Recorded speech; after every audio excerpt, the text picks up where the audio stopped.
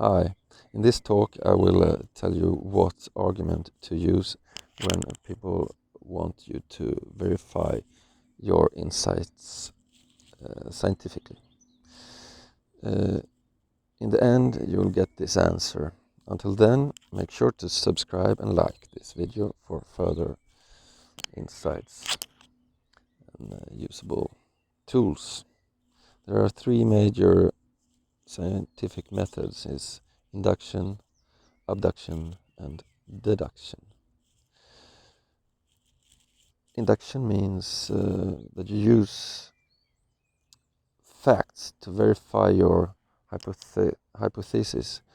And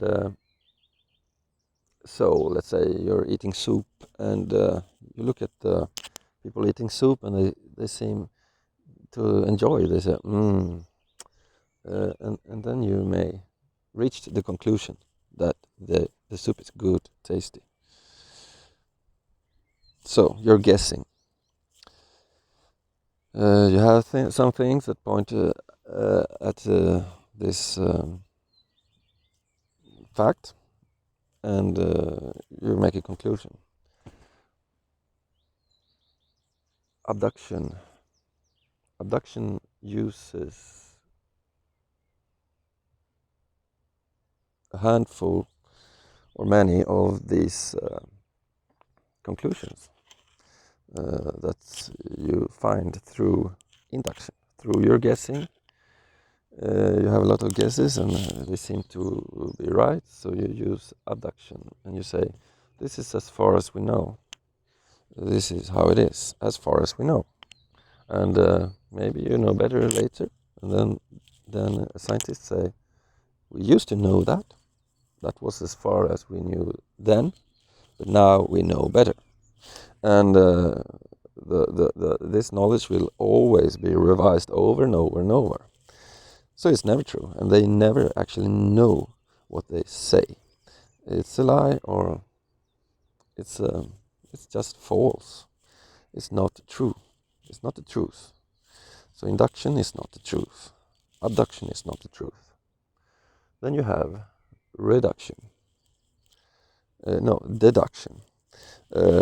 Deduction is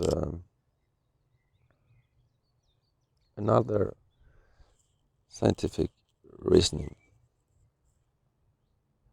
It uses a line of statements and seemingly true observations that comes from induction and abduction. It comes several conclusions that comes from these two flawed and faulty scientific methods for finding the truth is used to make another conclusion, and that's deduction. So that you can tell them that. So what is the truth then? Well, the only true premise, and here it comes, the only true premise is that you can only know that things are what they are without the description, the thing in itself. You can be quite certain of that things are what they are, and that nobody knows what this is, what they are. And so, to be able to live or accept this premise, you have to be able to live in not knowing. If you actually succeed in not knowing without asking questions, not believing, not guessing, not knowing is also not doubting, and doubting is also the other side of knowing. It means that you think you know, so I doubt, or I doubt what you say, because I believe in knowing. And that's also why nihilism is a kind of belief, actually. It's often doubt-based nihilism. So, when you don't make faulty presumptions about things, or live in a prejudiced mindset that comes from these three scientific methods, then you see things as they are, and you will find that everything is not what they say it is. Actually, you will see that nothing is what you thought it were. You will see everything in a different light. And to see everything in a different light is very... what is it? It turns your world upside down. Nothing